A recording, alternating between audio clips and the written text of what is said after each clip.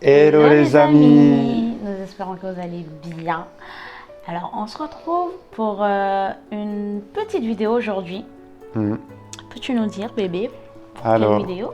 oui, c'est les dépenses mariage. On a souvent, on a eu déjà pas mal de questions concernant le budget pour le mariage, les dépenses, etc. Donc on va aborder le sujet aujourd'hui. C'est parti.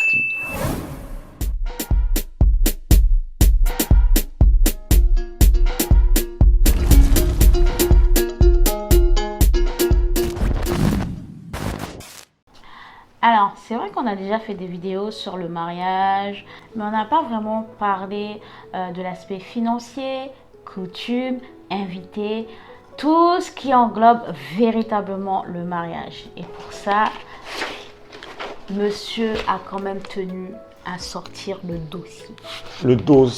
de préparation du mariage. Pour réaliser cette vidéo, nous allons répondre à des questions qui nous sont revenues à plusieurs reprises. Alors la première question, je vais lire hein, bien évidemment, c'est avez-vous fait une dot? Alors Pas de dot. non, pas de dot, étant donné que moi je suis créole, j'ai des origines antillaises, créole, françaises. Dans nos traditions, il n'y a pas une histoire de dot ou de cérémonie avant la mairie ou quoi que ce soit. C'est vraiment mairie, église et puis noces, voilà, noces nuptiales. Donc pour répondre à la question, non, on n'a pas fait de dot. La deuxième question. Alors la deuxième question, c'est Rémi, a-t-il demandé ta main à tes parents? Alors oui, j'ai demandé sa main à sa mère. Puis si vous avez déjà suivi un peu la chaîne et notre histoire, vous savez que Beverly n'a jamais connu son père jusqu'à la veille du mariage. Ouais. Donc j'ai quand même demandé la main à sa mère. Et d'ailleurs, vu que j'ai organisé la demande de mariage avec mes parents et sa mère et ses sœurs, bah, du coup j'ai dû les informer que j'allais lui demander sa main. Donc effectivement, j'ai demandé sa main à sa mère. Ouais. Et je vous avouerai qu'il a quand même très bien géré parce que je n'ai rien. En fait, je me suis doutée de rien. Je savais qu'il allait me demander ma main, mais je ne savais pas quand. Je me suis dit, bon, à Noël, il ne l'a pas fait. Ok, bon, c'est pas grave, on attend. Hein. Et puis, je suis née 2 jours après Noël, puis le 27 décembre, il était tendu, jusqu'à ce que je me rappelle, il avait réservé un restaurant, tout ça, et je crois 1 heure avant, je sais plus, 1 heure avant, je lui dis, j'ai plus envie d'aller au restaurant, on n'y va plus. Laisse Il m'a fait, tomber. quoi? Comment? Non, on va y aller, on va y aller. Pardon. Du coup, la troisième question, c'est combien vous a coûté votre mariage et pourquoi? Waouh. Tout un dos. Ouais, c'est un gros dossier. Bon, on va pas vous donner le chiffre exact, mais On peut donner une fourchette. on peut donner une fourchette. Ouais, donc chérie, dis-nous. Entre 20 et 25 K. Ouais, entre Pour vous faire une 20, idée. entre 20 et 25 000 euros. Donc c'est quand même un budget vraiment pas mal. Hein. Conséquent. C'est conséquent, ouais. Et ce que ça englobe, alors il y a beaucoup de choses qui est lié du coup au mariage. Je sais pas si on peut les énumérer. Ouais. Déjà, la robe de la mariée, bien évidemment. Ben, le costume du marié, également. Ouais, le traiteur. Oh là là. Bah, c'est le plus gros budget. Hein. Ouais, c'est le plus gros budget parce que plus vous avez d'invités et plus le budget traiteur va être élevé parce que bien évidemment, il faut nourrir ces gens-là. Il faut nourrir nos proches, il faut nourrir les personnes qui nous ont honorés de leur présence, du vin d'honneur jusqu'à la caisse montée. Donc, c'est vraiment un budget conséquent, le traiteur. Yes. Et il y a aussi du coup le lieu où vous allez vous marier en fonction de si c'est une salle, si c'est un terrain. Nous, en l'occurrence, c'était un terrain. Donc, la location du terrain aussi, c'était un budget. Ouais. C'est ce qui fait le plus gros budget entre les vêtements, le traiteur et le lieu de réception. Et bien évidemment, il y a d'autres petites dépenses à côté. Par exemple, nous, on a fait nos faire-part seuls. Donc, du coup, ça nous est revenu aussi beaucoup moins cher que si on était passé par un pro. Et il y a eu aussi la décoratrice. La décoratrice, le fleuriste, la voiture pour le jour J, les alliances, l'appartement où on s'est préparé, le photographe, les vidéastes. Il y avait aussi du coup un peu la déco, livre d'or, tout ce genre de choses. Oui, toutes les petites dépenses à côté, quoi. Toutes les dépenses à côté, mais qui sont liées du coup à l'organisation du mariage.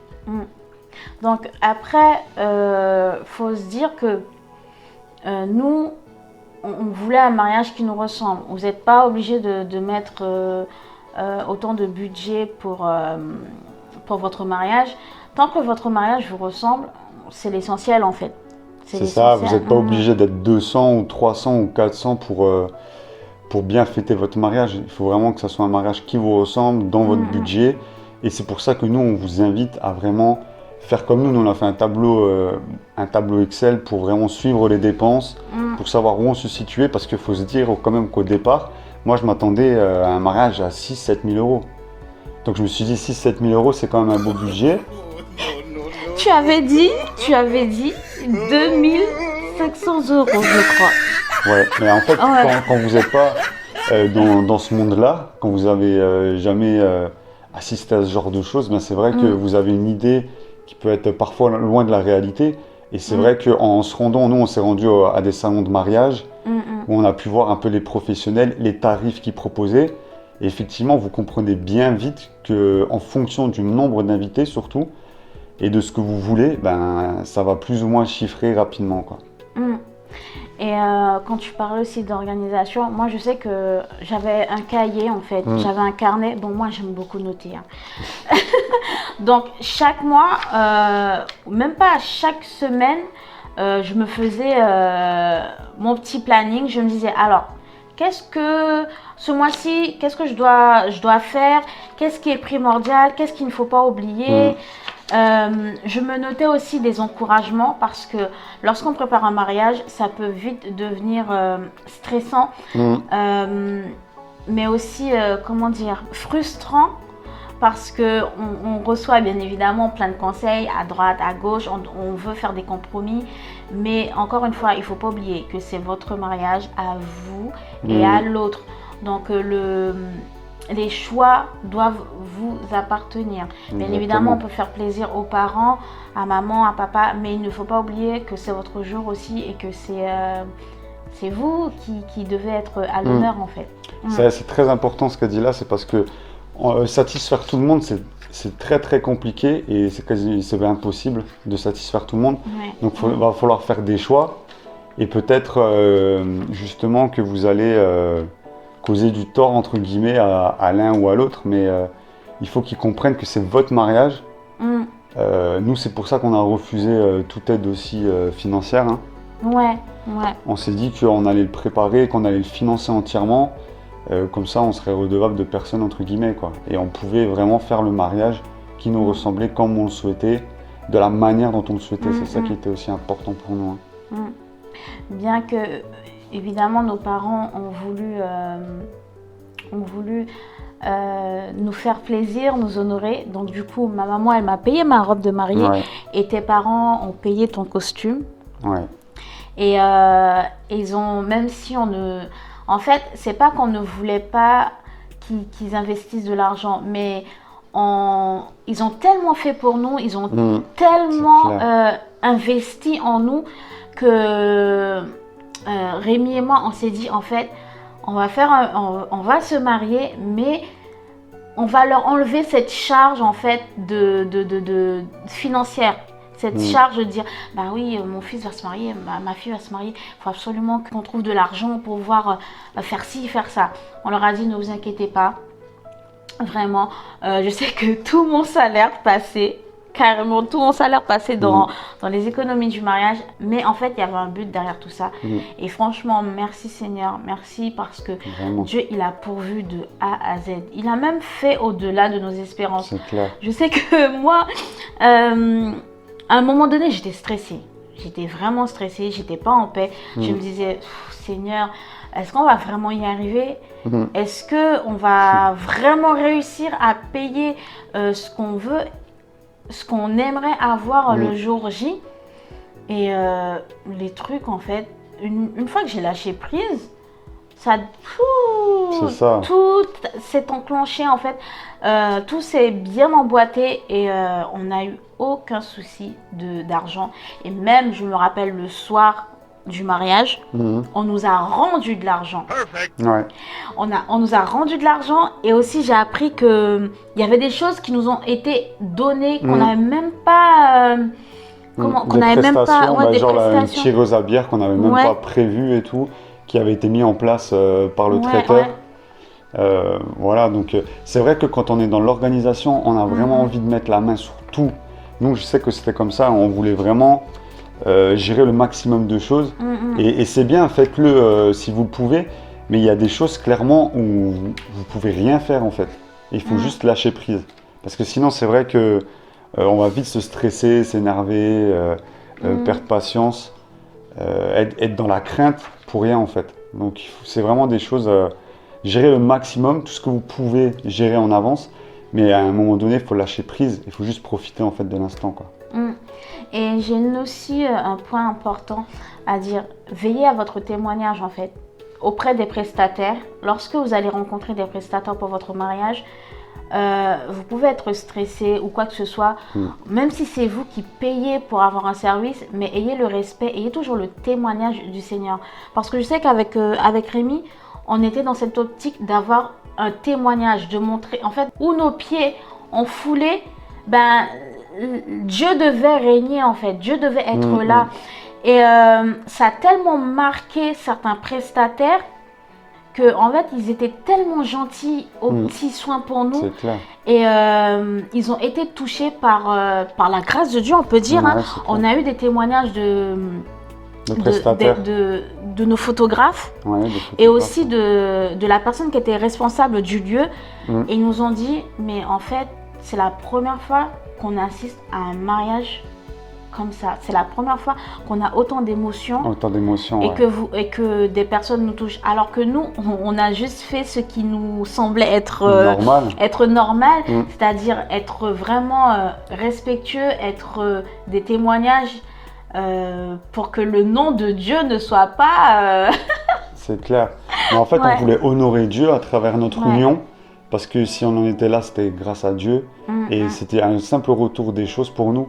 Et le fait qu'on axe en fait toute l'organisation sur comment honorer Dieu le mieux possible, eh ben, c'est l'effet que ça a eu.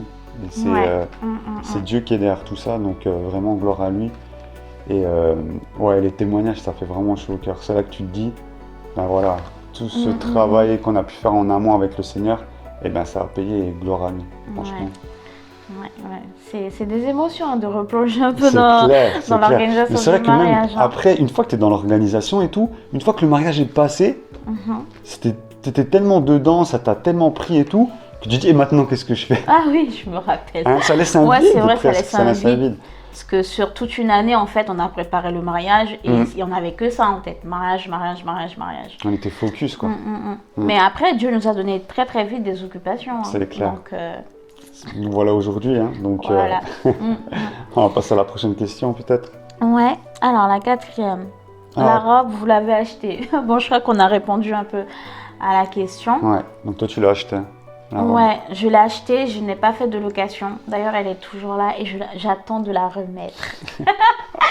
Oui, je remettrai ma robe. C'est clair. Ma robe, si on peut en parler, j'ai eu un coup de cœur.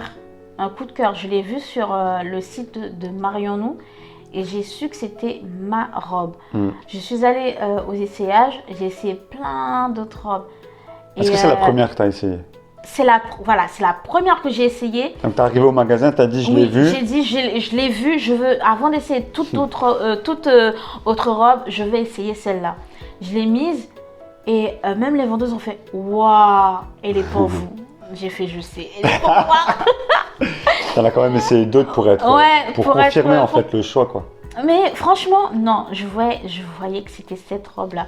Et je me rappelle, quand j'étais allée la chercher, et la vendeuse, celle qui m'avait fait essayer la première fois, elle m'a dit, mais elle vous va trop bien, franchement, on vous aurait placé dans la vitrine avec. J'ai dit, oh, non, mais c'est un coup de cœur. Donc, écoutez-vous aussi. Écoutez-vous, ne prenez pas une robe, par exemple, si vous avez une morphologie, les femmes, les filles, si vous avez une morphologie qui correspond à une robe, essayez cette robe. Ne vous dites pas, ah ben non, ma soeur, elle veut que je prenne une robe sirène. Ma mère, elle veut que je prenne une robe princesse. Ben, je vais faire plaisir à ma mère, je prends une robe princesse. Et puis au final, la robe, elle vous va pas. Écoutez-vous. Écoutez-vous. Ça rejoint un peu ce qu'on disait tout à l'heure. Hein. Vous ne pouvez pas plaire à tout le monde. Et c'est vrai que quand on va essayer une robe, généralement, on n'est pas seul. Et on peut se laisser influencer. Il faut vraiment que vous écoutiez votre cœur. Alors, la 5e question. Comment avez-vous composé entre les deux cultures pour la cérémonie et le traiteur? Faut dire que nous, on est de la même confession, de toute manière. On a les mêmes croyances. Et comme on vous l'a dit précédemment, on a vraiment axé l'ensemble du mariage sur comment honorer Dieu. Donc, on a été d'accord de la cérémonie au traiteur. On a tout fait en osmose, on peut dire. On a pris les décisions ensemble. Ouais, c'est important ce que tu dis, mon cœur, par rapport à tout faire en osmose. On n'impose pas un choix à l'autre. En fait, on propose, on fait des compromis. Je sais que nous, les femmes, on est un peu titilleuses, on aime bien que les choses soient carrées, soient bien coordonnées, ordonnées. Mais n'oubliez pas, en fait, vous vous mariez quand même avec... Vous êtes deux. Avec le Seigneur, mais vous êtes deux. Oui, là. Voilà, vous vous mariez avec votre futur mari.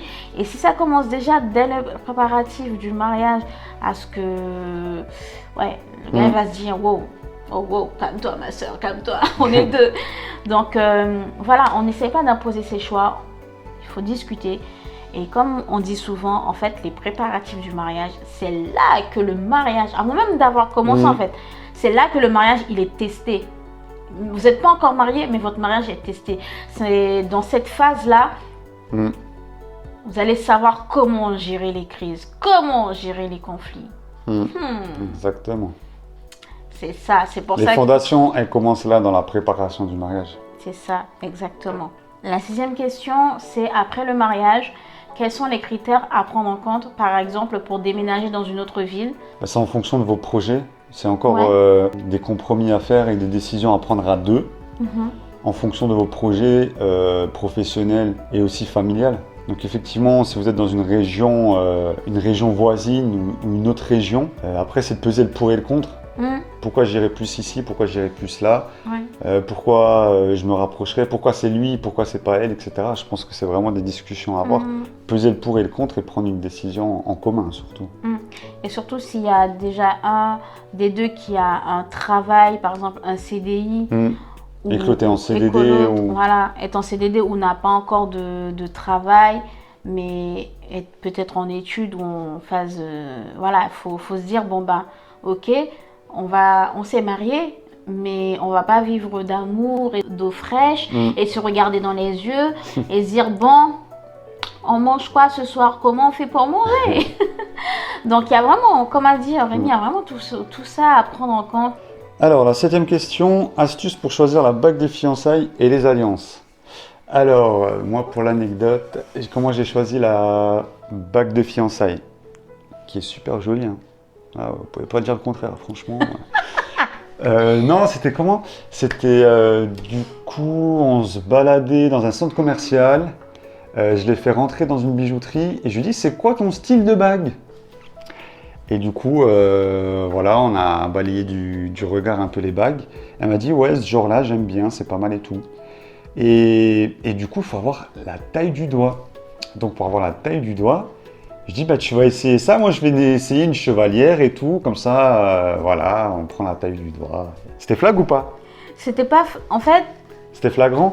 C'était pas flagrant parce que à cette époque-là, tu voulais t'acheter une chevalière. Ouais, c'est ça. Donc c'était le bon prétexte en fait. Tu voulais t'acheter une chevalière et tu m'as dit, je crois que tu m'avais dit, ouais, si je me prends une bague, je te prends aussi peut-être une bague. Mais il m'a fait, mais je sais même pas c'est quoi la taille de mon doigt, je sais pas.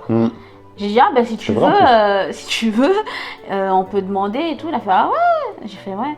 Après du coup, il a pris les devants, il allait essayer la taille de son doigt. J'ai dit, bon ben ouais, je vais le faire aussi. Puis en fait, c'était en toute simplicité, même pas il n'y avait pas d'arrière-pensée. Et ouais, c'était ça. Mais franchement, heureusement que j'ai bien choisi, hein, parce que... Et du coup, j'y suis allé, puis voilà, je l'ai prise à la bonne taille. Et pour les alliances, c'était notre premier salon du mariage. Ouais. Faut savoir, on en a fait 2, non, on en a fait 3, 4. 3-4 des salons des mariages. Et c'était le premier où on a été. Je sais pas si c'est toi. En fait, non, on les a vus ensemble. On regardait et tout. On balayait du regard. Donc il y avait un stand de bijouterie qui exposait du coup les alliances. Et on balayait du regard. Et je crois qu'on est tombés tous les deux d'accord directement sur l'alliance. Je t'ai montré, j'ai fait waouh, elles sont belles. Ça fait, j'allais te dire la même chose. Ouais, j'allais te dire la même chose. Et du coup, voilà nos alliances. Ouais. Et en plus, le propriétaire de la bijouterie, un homme vraiment... Une crème. Gentil. Super gentil. Et on a eu une grosse réduction sur les alliances. Vraiment. Quand je vous dis la grâce de Dieu... On avait déjà une réduction. Et en plus, le jour où on est allé chercher les alliances, qui était quand même assez tôt, on était à plus d'1 an du mariage, la date prévue. On y allait et le coût de l'or avait baissé. Et du coup, on a eu nos 2 alliances pour le prix d'une alliance femme, quoi. C'était pour vous donner les prix, c'était 450 € je crois pour les 2. Ouais, voilà. Donc c'est raisonnable quand on regarde les prix des alliances en bijouterie en fonction de ce qu'on veut. Il y en a pour tous les budgets encore une fois. Donc faut pas vous dire c'est trop cher ou c'est pas assez cher. Il y a vraiment pour tous les budgets, pour tous les porte-monnaies. Alors la 8e question, comment avez-vous défini un lieu de cérémonie? Alors nous, il faut dire que on a vraiment cherché à se déplacer le moins possible. C'est-à-dire choisir le lieu de cérémonie et le lieu de la soirée au même endroit. C'est ce qu'on voulait, c'était un critère qu'on voulait. On voulait une cérémonie extérieure. Et un grand espace où tout le monde sera à l'aise et pas les uns sur les autres. Avec bien évidemment un thème, on va dire, un peu champêtre, un peu tropical. C'était ça nos critères. On ne se voyait pas être marié dans une salle fermée. C'est ça. Donc on est parti sur cette base-là et donc on a cherché sur internet les lieux qui se situaient dans notre ville ou à côté de notre ville. Et franchement, je ne sais même... on va dire que c'est moi qui cherchais les salles plutôt. Je ne sais même pas comment j'ai fait pour trouver cette salle. Je crois que je désespérais à un moment donné parce que faut savoir que lorsqu'on se marie, pour avoir une salle, pour avoir un lieu, il faut s'y prendre très tôt. Un conseil, c'est la première chose que vous devez quasiment faire lorsque vous préparez votre mariage, c'est de choisir le lieu de la soirée, le lieu de cérémonie de la soirée. Et il faut s'y prendre au moins 2 ans à l'avance. Et nous, on était à 1 an du mariage. 1 an et demi, ouais. On était à 1 an et demi du mariage. Et j'appelle, on me dit non, mais c'est trop tard. On est déjà pris à cette date-là. Je dis, mais c'est pas possible. C'est ça, en fonction en fait du lieu et de la réputation du lieu, les calendriers sont réservés 2-3 ans à l'avance. Donc c'est pour ça qu'il faut faire extrêmement vite sur ce point-là. Et donc du coup, je désespérais, je dis mais Seigneur, c'est pas possible, s'il te plaît, fais-moi trouver le lieu. Et bam, quelques jours plus tard, je tombe sur le Clos de Longeville et j'appelle et le monsieur me dit je crois que j'ai un mariage à cette date-là, mais je ne sais pas encore. Et puis j'ai dit waouh, Seigneur, s'il te plaît. Il n'y avait pas une histoire qui devait marier la fille du maire la même date qu'elle voulait le Clos de Longeville? Il me semble, ouais. Mais je crois que, en fait, c'était sur son autre lieu. Il avait deux lieux. Ah, ok. Il avait deux lieux, en fait, le propriétaire du clos. Il avait un autre lieu, c'était un château, je crois. Une espèce de château. Mais en tout cas, la date qu'il pensait être prise pour le clos était prise pour son autre lieu, en fait. Voilà. Donc, et donc, je le rappelle, enfin, il me rappelle, il me dit oui, c'est bon, c'est libre, vous venez visiter quand vous voulez. Après, je vous laisse une semaine pour réfléchir, vous donnez un chèque de caution, d'acompte pour bloquer la date. J'ai une semaine pour réfléchir, je ne réfléchis plus, monsieur. On a donné tout de suite le chèque, on a bloqué la date, on était on est allé voir où c'était quand même. Oui, on est allé voir parce que les photos, mais tout de suite quand on est arrivé, c'était... C'était magnifique, franchement c'était trop beau. Bah après il fallait se projeter quand même parce que nous on a programmé notre mariage en été et là on était encore la fin de l'hiver, début printemps. Donc c'est vrai que esthétiquement il fallait un peu se projeter. Ouais, c'était moche, on se disait. Non, on a eu un doute quand même, hein. On a eu un doute au début. Oui, c'est vrai, je me rappelle, je me suis dit, attends, c'est ça. Mais je crois qu'à la première visite justement c'était ça, c'était fin d'hiver, début printemps. Donc le temps il était gris. Il faisait pas beau, il y avait de la boue et en fait le lieu était en réhabilitation, il était en train de faire des aménagements, etc. Et donc il fallait se projeter quand même. Donc c'était quand même un risque à prendre. Hein. Si, c'était un risque à prendre. Ouais. Mais en se projetant, il fallait savoir quand même c'était en bordure de la Moselle. Donc il y avait quand même un cours d'eau à côté et qu'on se disait qu'en été, franchement, ça pouvait avoir du cachet, quoi. Ouais, c'est ça. Ouais. Donc c'était une part de risque aussi. Donc il faut toujours aller visiter de toute façon le lieu, hein, quoi qu'il arrive, ça c'est indéniable. Les photos c'est une chose, mais allez quand même voir le lieu. Et surtout n'hésitez pas à poser des tonnes et des tonnes de questions. Prenez des notes sur tout, vérifiez tout. Ça peut faire genre ne pas avoir confiance, mais c'est pas une histoire de confiance. Parce que quand vous avez de l'argent qui est engagé ou que vous savez que le bien n'est pas à vous, qu'on vous loue, il faut se couvrir au maximum. C'est clair. Voilà, se couvrir au maximum. Et poser les questions, il y a aussi les histoires de décibels au niveau des voisins, la musique, etc. Il y a plein de choses à prendre en compte. Et du coup, poser toutes les questions. Notez-les avant d'y aller. Et pendant votre visite, vous posez les questions, vous faites des annotations et tout pour rien laisser au hasard, vraiment. Alors, la 9e question. Comment avez-vous géré les invitations? Oh là là. C'était une bonne partie de rigolade. Sachez que j'ai même perdu, j'appelle même pas ça des amis, pardon.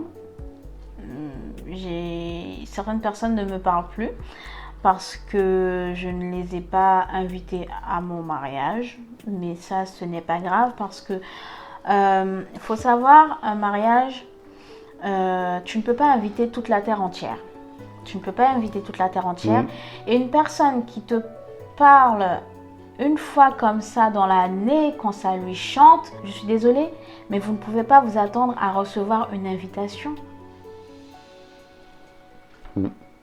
Je peux paraître méchante, mais je le dis, pour choisir mes invités, j'avais suivi un truc sur internet qui disait, en fait c'était un graphique ou un schéma, je ne sais plus, qui t'aidait à choisir tes invités. Et donc, j'ai fait comme ça. On dit que c'est quand tu vas te marier aussi, tu sais qui est avec toi ou qui n'est pas avec toi. Vraiment, ça c'est confirmé, hein. C'est vrai. Ça c'est confirmé, confirmé. Et puis c'est tout. De toute manière, quand vous voyez que le plus gros budget est le traiteur, et ben en fait vous invitez uniquement les gens que vous voulez absolument à votre mariage. C'est pas méchant, c'est juste être réaliste. Nous, on n'a pas voulu faire un mariage pour inviter 10 000 personnes. On a eu un nombre d'invités 117 127. 127. Ouais, on a eu 127 invités. 127 invités. Et c'était des personnes qui comptaient vraiment, vraiment, vraiment pour nous. Des gens de notre famille, des gens de notre cercle d'amis, et puis voilà. Après, vous allez avoir des gens qui ne vont pas être disponibles, qui vont vouloir que vous reportiez la date, bien sûr. Et enfin voilà, c'est des décisions à prendre à un moment donné. On ne peut pas tout gérer et on ne peut pas faire plaisir à tout le monde. Ayez bien ça en tête, hein. Ça c'est important, parce que sinon vous allez vous casser les dents sur l'organisation de votre mariage, à essayer d'avoir tout le monde, à essayer de faire plaisir à tout le monde, c'est impossible. Donc ne perdez pas votre temps, prenez des décisions. Et après, ceux qui ne peuvent pas venir, ben écoutez, ma foi, c'est comme ça.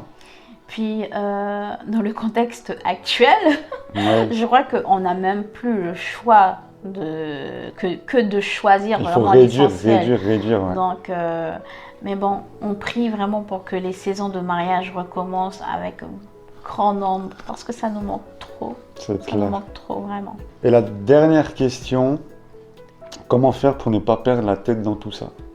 C'est vrai que ça peut sembler être un casse-tête, mais il faut que ça soit un plaisir en fait d'organiser son mariage. Il faut pouvoir se projeter, c'est pas facile. Et c'est vrai qu'au fur et à mesure des semaines qui passent et des semaines qui approchent le mariage, là on se rend compte quand même dans quoi on s'engage. Et le jour J passe tellement vite les amis, mais tellement vite que des fois on prépare un mariage sur 3 ans, 2 ans, 1 an et demi, 1 an, qu'on se dit waouh, tout ça pour une journée qui passe super vite. Donc nous, on a un conseil à vous donner, c'est vraiment déjà dans l'organisation de beaucoup communiquer, mais aussi de prendre des temps à part, c'est-à-dire des temps où on ne parle pas du mariage. Parce qu'à un moment donné, tu vas être omnibulé par ça, en fait tu vas être focus que là-dessus, quoi. Il faut vraiment prendre des temps à part où vous ne parlez même pas de ça, où vous faites autre chose pour vous vider la tête, etc. Puis une chose, ne pas oublier Dieu au centre de tout ça, parce que pour ne pas perdre la tête, on a besoin de Dieu comme boussole, comme guide.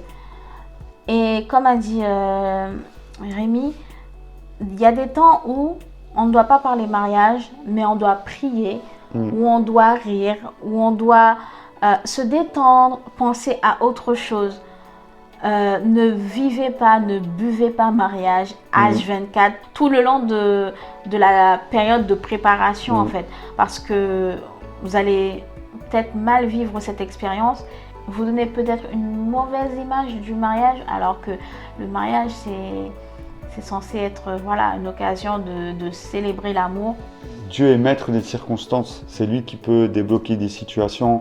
Nous, je sais que le jour J par exemple, il faisait moche. Il faisait la canicule toute la semaine et le jour J, ils ont annoncé de la pluie, de l'orage. Et qu'est-ce qu'on a fait le jour J? Eh bien, on était dans le lâcher-prise et on s'est dit, on a fait juste cette prière, Seigneur, fais qu'il ne pleuve pas pendant le mariage, c'est tout. Même s'ils l'ont annoncé, même si, qu'est-ce que c'est pour Dieu de souffler sur un nuage. Et il n'a pas plu tout au long du mariage. On a même eu des éclaircies pendant le shooting photo, au meilleur moment, où vous pouvez l'espérer. Et à la fin du mariage, à 4 h du matin, boum, il a plu une pluie fine. Donc Dieu est maître de toutes choses. Donc vraiment, confiez-lui tout. Et ne vous cassez pas les dents sur l'organisation. Kiffez, il faut profiter. Et encore une fois, le jour J, profitez. Lâchez prise, laissez les organisateurs, vos proches, les témoins gérer pour vous et profitez à fond. C'est tout ce que vous avez à faire. Comme tu dis, déléguez les choses. Déléguez. N'ayez pas peur de déléguer à des personnes que vous savez qui sont assez strict. Ok. Elle ne veut pas ça, il ne veut pas ça. Ok, voilà.